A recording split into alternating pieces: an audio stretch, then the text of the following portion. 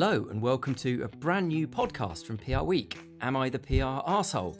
We'll be reading out your anonymous PR confessions and deciding if an ethical line has been crossed. I'm John Harrington, editor of PRWeek UK, and I'll be joined each time by our expert moral judges, Shayoni Lynn, Chief Executive and founder of Lynn Advisory, and Richard Fogg, MD of the Hoffman Agency UK. How are you both? Great to have you here. Are you excited? Very excited, slightly nervous. Yeah, I'm either excited or about to have some kind of episode, which means you need the paramedics. They are on call. Don't worry about it. We've got a few medical titles at Haymarket, so they are alerted. What can go wrong? We'll see. Absolutely. We'll see.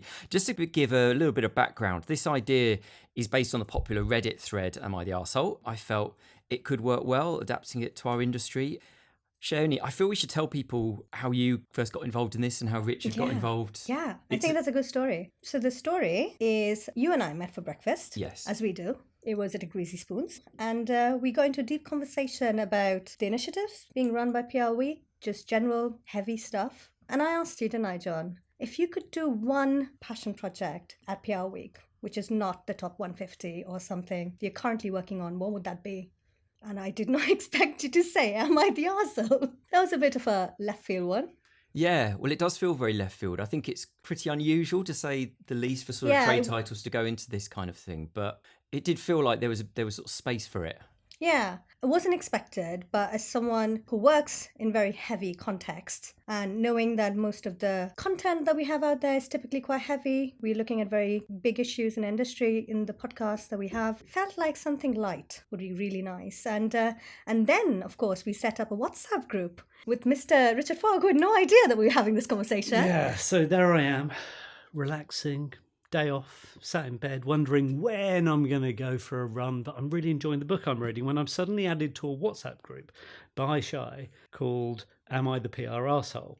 Cue minor existential crisis, because my mind went immediately to what the hell did I do last night? No, clear. What did I do? No, that's also clear. Fine, okay. Maybe I'll just give it an hour. And open it and have a look. And that hour, we were like, he's ignoring us. He clearly doesn't want to be the PR arsehole. Yeah, well, it felt like that. I mean, I had to go to another meeting, so I wasn't really able to respond. But actually, I quite liked the idea of just leaving it hanging for a bit. Just to see. You definitely left us hanging there, Richard. I had to. Now, and of course, once you'd explain what it was, but I totally agree, just all joking aside, we need some levity, some joy, some, frankly, silliness in this industry. And I think it's really missing. And frankly, if I'm honest with you, according to my 17-year-old daughter, this is as cool as I'm ever going to be. That's it. Forget all the awards you won. Exactly. That's it. So far. Exactly. So far. I'm on a downward trajectory now, if I'm honest with you, John. This is the legacy you leave behind. Well, and let's hope we make it a pilot phase. So, Quite right. Well, there you go. Let's see if we can arrest this. But yeah, well, I'm very excited, and I do agree. I feel that when we talk about morality in the industry, we're often talking about the really big questions, aren't we? Which clients do you work with? What's sort of ethical practice in terms of employing people from certain backgrounds or whatever it might be? But actually, a lot of the moral questions on a day-to-day basis are nothing to do with that. So I feel it's quite good, actually, and maybe quite useful, as well as the entertainment element of it, to sort of, look at some of these things, and maybe it will make people think about how they act around other people, their colleagues, their clients, journalists, so on. I mean, if we're unsuccessful, that's what will happen. If we are successful, then people will just laugh a lot. That's right. That would be ideal. Yeah. I think one of the joys of this so far, without having even recorded a minute of tape, was Ruth Allchurch and Ruth Kieran both coming up to me at an event last week and asking me how my arsehole was. She's done that to me before. Before we even announced this. That's just... It's just a greeting. Yeah. It's just a rude greeting. But to be fair, I think, we are living in very contested, volatile times. Everything is really heavy. We can't switch off. We're a profession that we can't switch off. And I think a bit of light banter. And for me personally, getting away from the deep stuff I work in, from behavioral science and misinformation, and actually having a laugh, is I don't get to do fun PR stuff. So thank you, guys. Very welcome. Well, thank you. As I say, I'm really excited. So I think we should get into it. So briefly, here's how it works. So people have been submitting their confessions anonymously via a survey link on PRWeek. I'll be reading out these confessions, and Shayoni and Richard will decide if they were the arsehole in that scenario. If these two don't agree, I'll have the deciding vote. So let's dive in with the first one. Okay, this is from, hilariously, someone who calls himself Richard Fogg, who is 49 and describes his level of seniority as, quote, godlike. So there we go. Anyway, here it is. I run an agency. Early in my career at a previous agency, I sold in an exclusive to the Daily Mail and the Daily Express. Both pieces landed on the same day. Full pages. Unhappy journalists, happy client. Obviously, I don't make a habit of this. Am I an arsehole, or is this what they sometimes call a professional foul? Before we go into this, I quite like to talk about exclusives, because it does feel like a kind of slightly contentious area sometimes in the world of media relations. What's your approach to exclusives? As someone who doesn't really work in media relations and has, view of it externally, I mean, in this particular case, okay, this might be a little controversial, but given the papers that we're talking about, is it a bad thing that they were screwed over? Could we say maybe that in many ways the anonymous OP saved them the arduous job of journalism even? I know. Good grief. How Controversial. do I follow that? I mean, look, I thought, I think I know what an exclusive is, but I'll just go and check it out. So Cambridge Dictionary, limited to only one person or group of people. So Richard Fogg, as he or she is calling themselves, didn't so much sell in an exclusive as an inclusive. It's like the PR equivalent of booking 2 dates in the same restaurant in the same time. It's giving quite sort of Mrs. Doubtfire kind of vibes.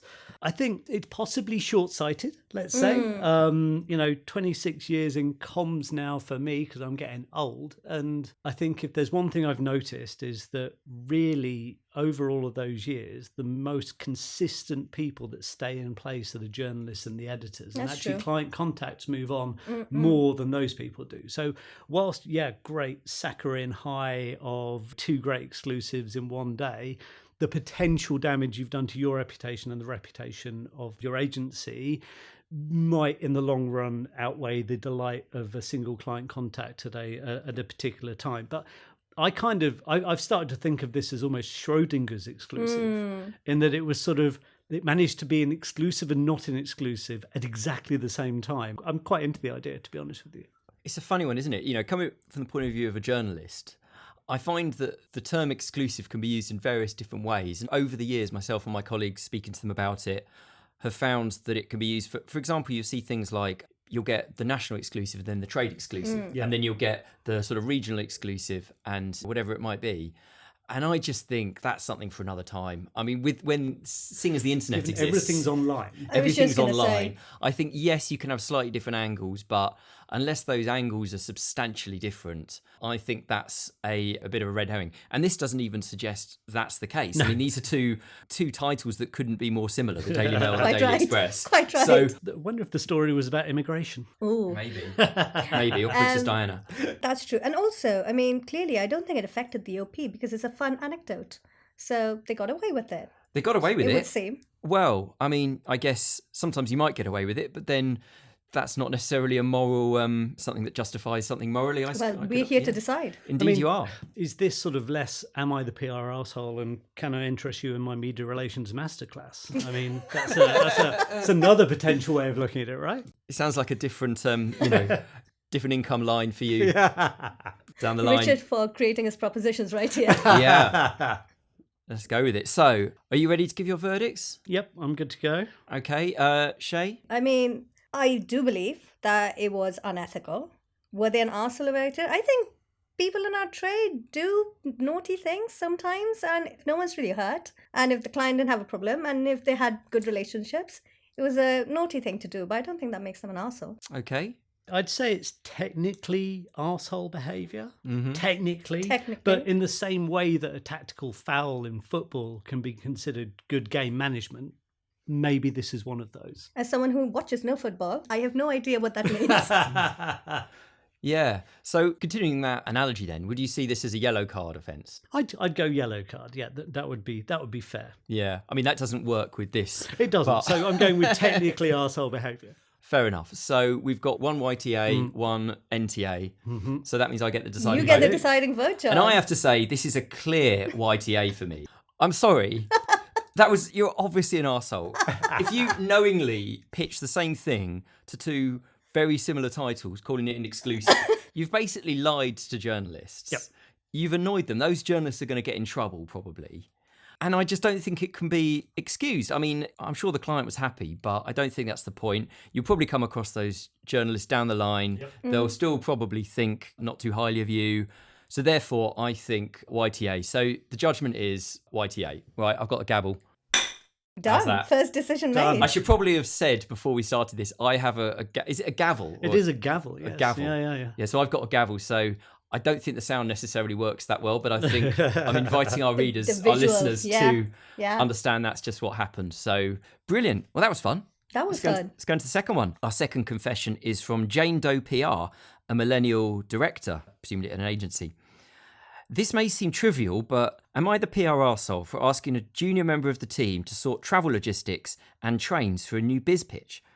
As a senior team, we were focused on pre-pitch prep, strategy and creative, so briefed in travel requirements. The next day, I got a message from their line manager that junior team members don't book travel and told said team member to stand down from the action. There's boundary and there's too much boundary. The younger cohort are so good at pushing back now that asking them to do something feels arduous. I might as well use AI. AITPRA. Oh. I mean, we need to be really careful not to sound like a boomer here, but what is wrong with people? I mean, for crying out loud. Okay, caveat. We have to assume that this isn't a daily, regular occurrence. Right? Yes. But asking a junior to do something to help the team in a pressurized situation is, from my perspective, entirely legitimate. In any good agency, you need a group of people who are just willing to roll up their sleeves, get involved and solve problems and do things as you go. Feeling that anyone is above certain things is just crazy. Get over yourselves is probably a way to look at it. I really dislike any kind of ego or sort of unnecessary hierarchy. I think that's probably the best way of putting it. Have we really reached the point where booking an off-peak return to Manchester Piccadilly can be considered workplace bullying? It does seem quite extreme. And I think it's about teamwork, right? I think for, obviously, Richard, you are older than me, but even at my age, we've all had to graft to make it where we are. You know, no job big or too small, right? And unless there is a dedicated, again, assuming there is no dedicated travel team that they should have been routed to. And this is about, as you say, a team in a highly pressurized situation, needing to just get some tasks done by people in the team. I agree. I feel like we all need to roll our sleeves up and be part of a new biz pitch, especially, well, I don't know when this instance happened, but I do think it comes on to a big topic that we do talk about is about Gen Z and of course now Gen Alpha coming in. Their expectations of employment are very different to what we had when we were making our way through this industry. And you don't want to reinforce bad behaviours that have happened in the past. And I don't think that this qualifies as that, assuming it's not every day. I mean, last year, our agency was acquired by the Hoffman agency. And one of the things we absolutely loved about them in the early stage, sort of getting to know you, due dil kind of stage, was a single line in a pitch deck that read, "Everyone makes their own coffee in the morning, even the CEO." All right. And that is, to me, that's a healthy culture. Equity.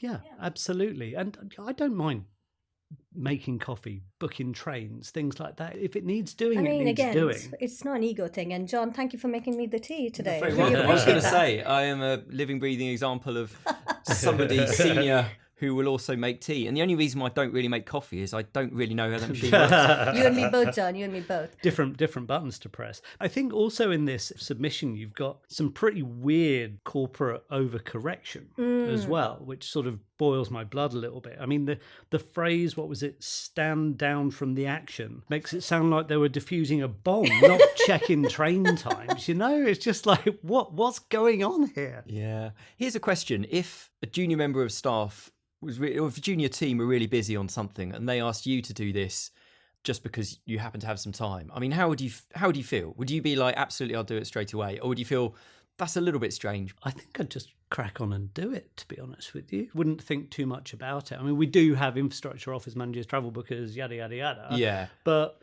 assuming when we didn't. Yeah, of course. Yeah. It's also, I've got one of the corporate credit cards, so it Probably do it faster. right? Yeah, Yeah, more effectively. Exactly. Get it done, That's right. boom, off we go. Yeah, now go win that pitch. Exactly.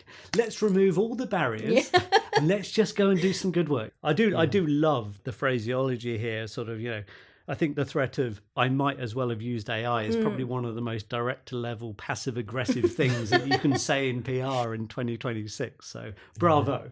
Yeah, I also think there's something about the kind of career prospects thing, isn't there? I mean, I think about people I've worked with who have been, very good at whatever it is, not just journalism, but people who've worked in other parts of the business. I always remember there was an events producer.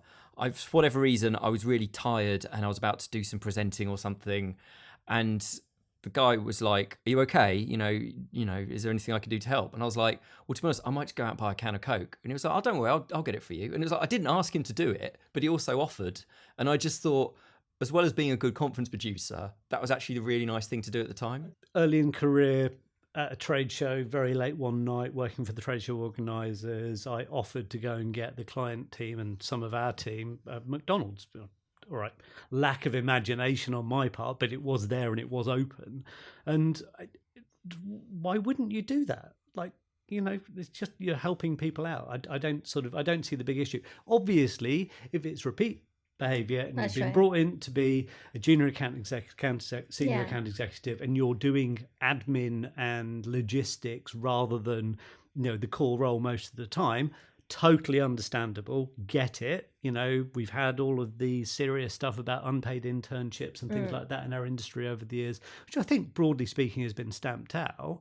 You don't learn how to do great PR by booking train tickets, let's be honest with you, but you do understand the logistics and things like that around the pitch. So it winds me up a little bit. I know what you mean. I do think we should put that caveat in, though, that this is not a kids these days and boomer thing. I mean, I think we'd all agree that, younger people in this industry have a very hard time in many ways. Yep. And They this is do. absolutely not a having a go at the younger generation. And I think it's worth also reinforcing that we know ageism hits both ways. Yes. So young people are often receiving ageist comments and experiences. So, again, it doesn't negate that.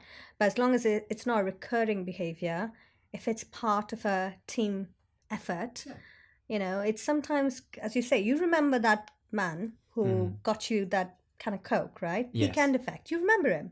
And that's a nice thing, right? And that will hopefully help your career in a role where you're seen as someone helpful who pitches in. Absolutely. Good stuff. So, I mean, I feel we know where we're going with this. I feel like we're unanimous on this, right? Not an arsehole, not a PR arsehole. I'd say absolutely not a PR arsehole for asking, but possibly a PR arsehole if using Trainline was pitched as a development opportunity. Of course. Right, on to the third. Next up, this is from Drink the Kool-Aid, who is Gen X and works in a senior in-house role at government. Okay, I had a senior government leader who was completely unhinged and sleeping with his secretary. He would yell and belittle his key staff in committee meetings. He would say that his short executive leader course at Cambridge made him smart enough to do everyone else's job. I had a bunch of photos with his face distorted, raising his hands that, quote unquote, by mistake, was uploaded into the photo bank that journalists could access. When the scandal broke of them drink driving with a secretary and trying to evade arrest, some clever journalist found the photos and had a field day. He never figured out where the photos came from, as I deleted them after the quote-unquote mistake. No regrets. AITPRA. I mean, what a story. I mean, What this a manages to be story. both gloriously petty and almost beautifully cinematic. Absolutely Yeah. love it. This is absolutely my favourite. Oh, I think, play stupid games, win stupid prizes, or in this case, fuck around and find out. Yeah. I mean, although technically no one would see this as a professional thing to do if you're working in government, and nobody would possibly on the record officially sort of sanction such activities, but also, yeah, come on. This is Comic. what my kids would describe as giving strong yes minister and thick of it vibes. I mean, it's almost your perfect British government story, isn't Right. it? You've got drunken scandal, affairs, and metadata sabotage. I mean, it's got everything you could possibly Everything. want. Scandal. Love it. It's amazing, isn't it? When we sort of put out the request for confessions, I didn't expect anything like this. No, I don't think this was on my bingo card. Definitely not. But Definitely thank you, not. This OP, is- yeah. for sending it in. Thank you, Drink Yeah. the Kool-Aid, for making my week. I think going back to the submission, the phrase executive leader course at Cambridge tells you pretty much everything you Quite need to right. know about this person. So how I feel about this is absolutely not the most professional of moments, but I think from a greater good perspective, I think you kind of almost have to start thinking of it in that way. But you've done way more sort of government serious comms than I have. Yeah, over the why years. not? Why not put me up there? I have not, thankfully, had an experience like this, which I'm really grateful for. But who knows what tomorrow brings? But I absolutely understand the complexities of working with senior leaders in government who have very specific views on specific topics. But yes, I think we can all relate to the fact that certainly us, but also I think journalists as well, that everyone thinks they can do a job. And you put an executive program stamp on Cambridge, and I can see where you would get that ego. And if it is what, if OP is being honest, and if it is true, and this person was just being petty with their team and just what sounds like a bully, frankly, deserve what he got, he got.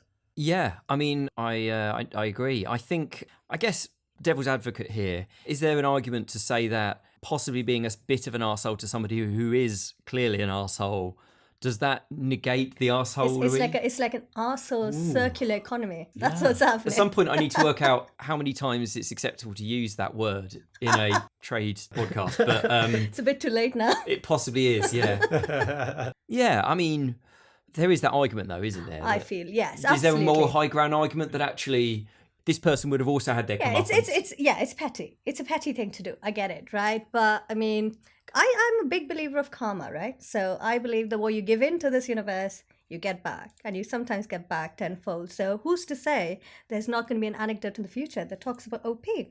And at the end of the day, all that this PR professional added to the story was a picture, right? Yeah. It's not like leaked the entire thing That's as true. I understand it, right? Didn't leak the affair, didn't leak, Yeah. etc., etc., etc. Just maybe made it pop a little bit more as a story. But you say that, but the OP says here, I had a bunch of photos with his face distorted, raising his hands that by mistake, which is in quotation marks, we must add, was Doing a lot of heavy uploaded. lifting that phrase, isn't it? Yeah, was uploaded in the photo bank that journalists could access. So OP clearly knew that this was going to be discovered. When the scandal broke of them driving drunk, etc., etc., there's your photo. Happy coincidence. So, yeah, absolutely. Yeah. Absolutely. Fair enough. Right, so time for a verdict, Shayoni? I feel like they're all arseholes in this story, right? No offense, OP, but it was a bit of an arsehole thing to do. But also you were kind of goaded into that situation, which I appreciate. So yeah, I think on this occasion, 2 arseholes and 1 PR arsehole. Okay. Absolutely a PR asshole, Yeah. but also a champion of the people. Okay. So that's the verdict then. Kind of an arsehole, but also secretly a lot of support from Absolutely. from Absolutely. We're here From for the room. We're we're here for here it. for that. Yeah. Yeah. Brilliant. There we go. Okay, well, we're going to go for a 4th one, and this one will be a bit shorter, and we're going to break with convention, having only just established convention, by naming the confessor on this person's wish. This is from Robert Minton Taylor, who is 78, who many people will know in the industry. National treasure. National National treasure. treasure, indeed. Indeed. So, this is Robert's confession. To make a credit card company look cool, I booked an edgy band to play at a new product media launch. 5 minutes into their gig, the band's lead singer brought out a pneumatic drill and starts demolishing the stage with it. The media and guests fled the event, and I locked myself in the loo. The band was called Nasenbluten, the German word for nosebleed. More confusingly, they came from Newcastle, Australia, and were a techno thrash band, AITA. I mean, we can't pass judgment. I just want to laugh. When Yeah. I first read this, I was literally rolling on the floor. It gets better the more you read. It does. Why were Oh they? my God. Why were they a techno thrash band? I mean, Apparently very famous. Did you know? They are, and I quote from Wikipedia, described as a significant influence on the breakout genre. On the what genre? Apparently something to do with EDM. Okay, cool. All right. To me, this is pure Alan Partridge. Love it, the your friend. contrast between sort of make a credit card company look cool and techno thrash pneumatic drill demolishing the stage is just delicious. By a band called Nosebleed. Yes. I love it. I mean, I'm here for it all day long. It's the detail, isn't it? And why do they give themselves a German name when they're from Newcastle, Australia? I mean, there are so many questions. So many questions, and I really wish I could have been a fly on that wall. Oh, and because nothing says trust us with your finances like an Australian attacking the stage with industrial equipment, does it? Yeah. Perfect. Absolutely perfect. Absolute Strong agree. legend. Absolute legend. I mean, have you in your careers ever done anything No. creative that you sort of regret a bit? You don't have to give details necessarily. But not really. I think the problem is sort of growing up in the industry when I grew up in, we were getting towards the end of the dot-com boom and then the bust followed quickly thereafter.